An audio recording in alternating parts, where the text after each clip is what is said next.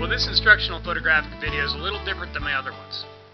I'm doing it for my location lighting class at the Art Institute, but I'm also doing it for a project at Regis University. Therefore, I'm making it a little bit more for everyone. You don't need a lot of expensive equipment or a lot of prior knowledge to get some benefit out of this video. So if you're an amateur and you just want to take better pictures of your children, or you're a professional and like to get some other outdoor portrait techniques, this would be a good one to watch. The whole point of location outdoor portraits is picking the spot. And this is a big thing, is you guys don't look into nooks and crannies. Out here, we're talking 125 f/16, okay? What we're going to be shooting on is more like 125 f/4.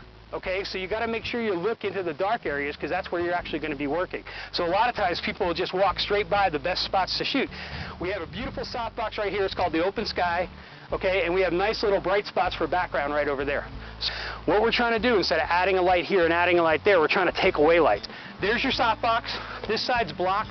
There's no light on this side or this side. I got no light coming in from the top.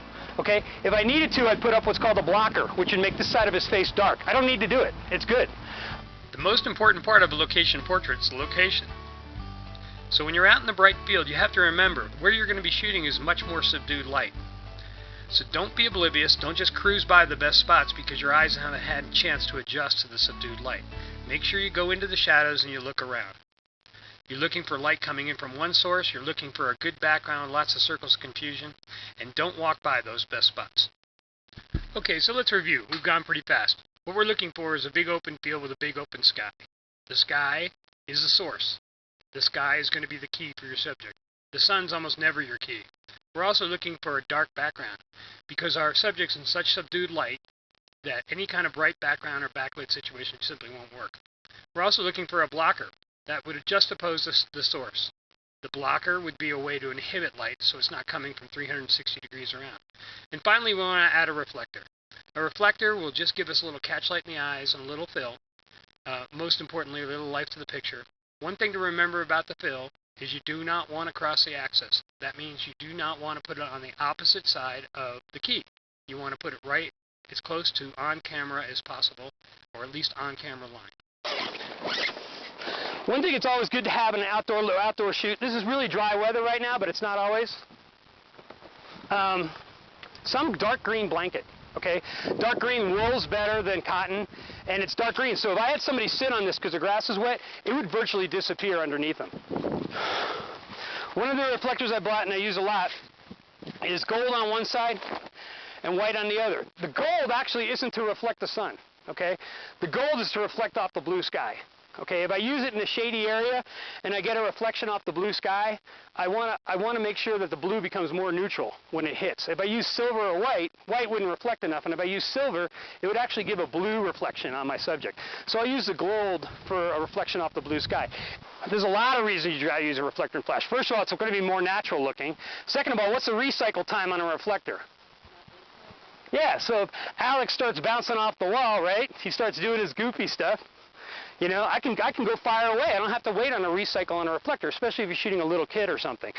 When I say we want to add a fill, we do. Most people get confused about a fill. They think it comes from the opposite side as the key. It really doesn't. It comes from as close to camera line as possible. The definition of fill is fill shadows and has no direction. If we put it opposite our key or opposite our source, then it's going to have a direction. Back it up a little bit. So the idea is to kind of make it as invisible as possible. Okay. So it's one of those things where, again, I can't really see it.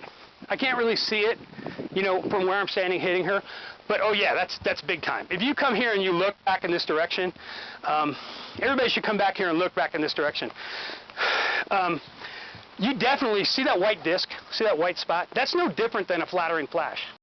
When posing couples or small groups of people, you want to be very aware of where the source is. You never want the shadow of one person to be cast on the other person.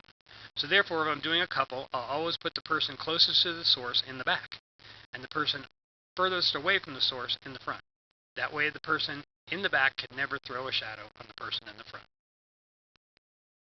These guys aren't a couple, but they are good friends. Color balance is a key issue. Regardless if you're shooting JPEGs, RAW, or TIFFs, you want to make sure that you have color balance for the entire shoot. I like to use this flexible gray card.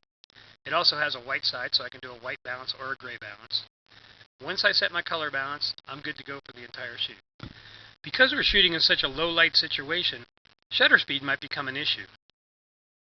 You always want to shoot faster than your focal length. That means if you're shooting like I am with a 300mm lens, if I can, I want to shoot at a 5/100th of a second.